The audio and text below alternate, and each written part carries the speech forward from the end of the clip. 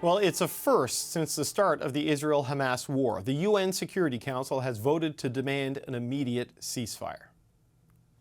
Will those in favor of the draft resolution contained in document S/2024/254 please raise their hand? The resolution was put forward by the 10 elected members of the Council. It calls for a ceasefire during the rest of Ramadan and for Hamas to free the hostages taken on October 7th. 14 nations voted in favor of the resolution. The United States, Israel's staunchest ally at the Council, abstained from the vote. And that abstention angered Israeli Prime Minister Benjamin Netanyahu. He says the resolution did not make a ceasefire contingent on the release of Israeli hostages by Hamas. Netanyahu has now canceled a planned visit of a senior Israeli delegation to Washington this week. Randa Slim is a senior fellow and director of the Conflict Resolution and Track 2 Dialogues program at the Middle East Institute. Jon Allen previously served as Canadian ambassador to Israel. He's now a senior fellow at the University of Toronto's Munk School of Global Affairs and Public Policy. It's good to see you both again. Thanks for taking the time today. Good to be with you. Randa, let's start with your reaction to this vote at the UN Security Council. It's been competing vetoes back and forth from the various sides of this. What do you make of the ceasefire demand and the U.S. decision not to block it this time and to abstain? Well, it's better late than never, and something is better than nothing, But will it change the trajectory of the conflict? Will it stop Israel from continuing its military offensive? Already during her speech after the adoption of this resolution, the UN ambassador said it's non-binding, when we know that all United Nations Security Council resolutions are legally binding on all UN member states. And we had also the director of communication at the White House repeating the same sentence. It's non-binding. And basically, it's on one hand, it's good that they have abstained. On another, they are saying, well, it's not important. That's the kind of messaging they are sending. So on that, Benjamin Netanyahu, John, seems to think it's important because he was pretty angry reacting to the U.S. decision not to veto, and he's decided to cancel planned talks with Israeli and American officials this week in Washington. So what do you make of that development and Netanyahu's reaction? Well, it's typical Bibi Netanyahu these days. Everything he has done vis-a-vis the Biden administration has been negative. No two-state solution.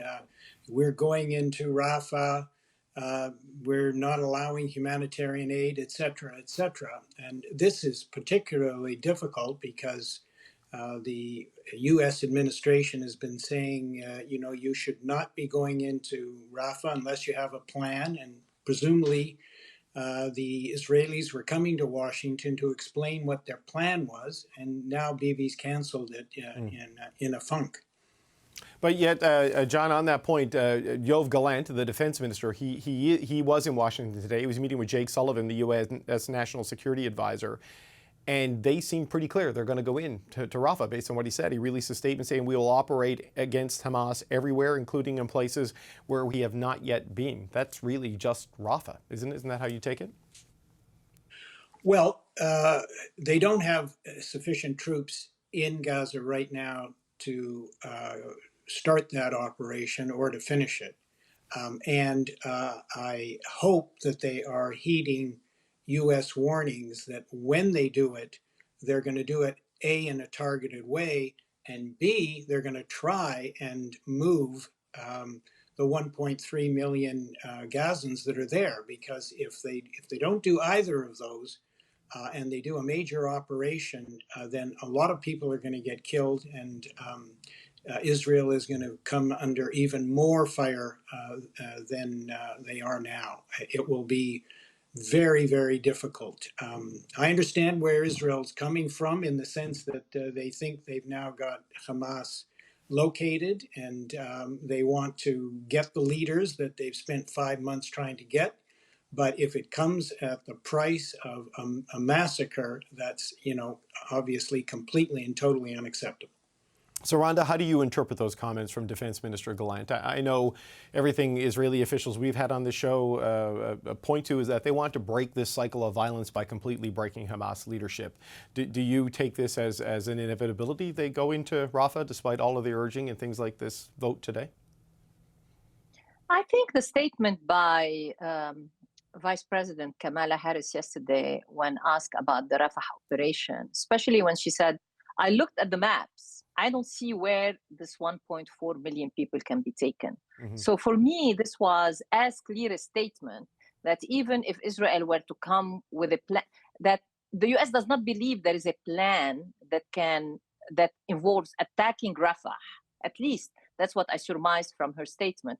There is not a plan, at least now on the table, that can, that will involve a ground offensive, an Israeli ground offensive on Rafah, similar to what we have seen in other places of Gaza, like Khan Yunis and others, and at the same time that will avert a humanitarian disaster, because as she said, there's no other place to take them. 1.4 million people. And so I think this is where the two countries are stuck. I think they share the objective. There is a growing gap between the US and Israel, but on the objective of defeating Hamas, I think that objective in absolute terms is shared. The problem is, what are those success criteria each party is using in determining whether that objective has been achieved or not? I don't think there is convergence on that yet. And then, of course, the humanitarian situation, there is a very wide gap on the humanitarian situation and what Israel is doing in blocking UNRWA. And by the way, thank you, Canada, for resuming funding to UNRWA. I hope the US will follow suit. Well, Randa, I wonder if I can ask you a question. We know negotiations on ceasefire and hostage exchange continue in the background of the conflict with really no success since the original exchange weeks and months ago. We've had a bulletin move on the wires saying that Hamas says it has informed mediators it will stick to the original position for comprehensive ceasefire, withdrawal of Israeli troops from Gaza, return of the displaced, and a real exchange of prisoners. That's a non-starter for Israel. Israel's position is a non-starter for Hamas. This seems utterly intractable at this point. It is.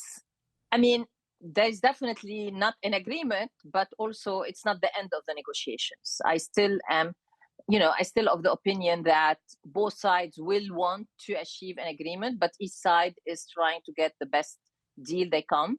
There is a realization among Hamas and I think that Israel is in a tough position internationally, is in a tough position domestically, the division inside Israel. And on the other hand, I think there is disagreement among the different wings of Hamas about what they should pursue next. And again, what is the success of victory for them? For them, the threshold is much lower. They just have to survive. Whereas for Israel, it has to achieve some kind of victory, no matter I don't know how it's going to define it.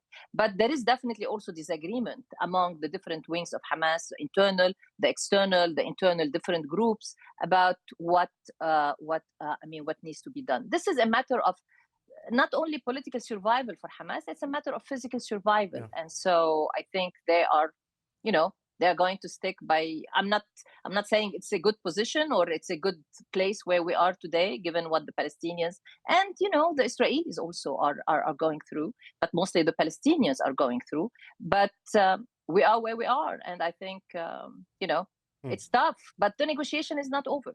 No, the negotiations aren't over, John. But if that is the position Hamas is taking, and that is clearly not something a Benjamin Netanyahu-led government is ever going to agree to, how then, after what happened on October 7th and this position being held now, how then can the U.S. and others convince the Israelis not to go into Rafah? And why would they not go into Rafah if this is the posture that Hamas is going to stay with?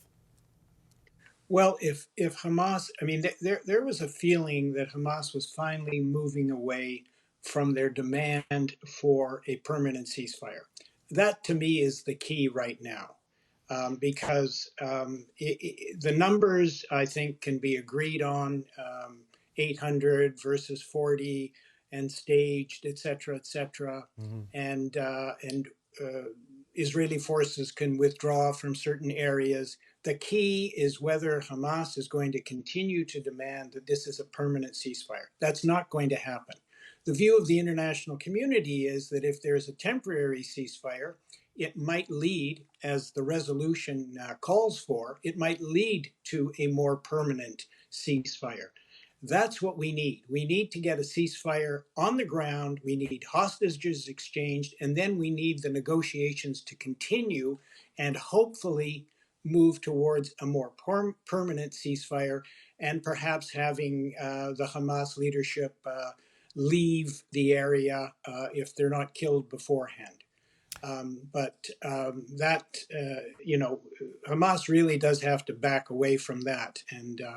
And I was of the view that that might have been happening, and I'm just wondering whether this resolution now has stiffened their demands yet again, as the Americans said it might do. And we're going to have to hope, as Randa said, that the negotiations are not over and that there'll be more flexibility on both sides. Well, John, just on that point, maybe Hamas feels emboldened and they've stiffened their demands, as you say, because of it. But I've also seen Aaron David Miller say that Netanyahu's reaction, essentially he's digging in, playing to the political base that is keeping him in power throughout this, and it's going to make it that much harder on the Israeli side. Aaron David Miller is a very smart guy. Do you agree with that analysis? Yeah, well, Bibi has been digging in all along. But he has sent his head of Mossad and other negotiators and did give them some increased flexibility. I think he's under continuing pressure to get those hostages released and wants them released as he wants to get the Hamas leaders. So yes, they're both playing tough to the crowd and to the public, but I'm hopeful that there's some serious negotiations going on behind the scenes. Randa, your final thoughts on that, where you think this may leave the ability to have talks that move forward, if Hamas, at least publicly, looks maybe a bit emboldened by this, and if this does force a sort of an entrenchment by Prime Minister Netanyahu and his government? Yes, I think both sides are going to, dig in. And as we have seen Hamas do, the Prime Minister of Israel do as well.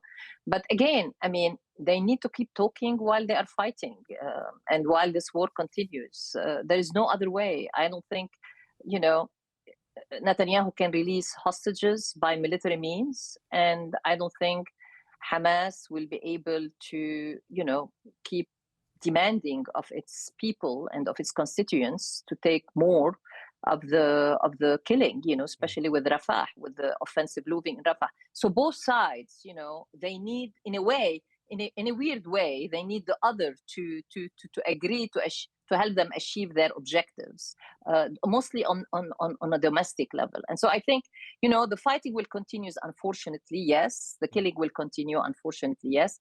But I think the negotiations will continue. Okay, we're going to leave it there. Randa Slim, Jon Allen, thank you so much. We always appreciate when you join us. Thanks for joining us today. Thank you, Thank David. you.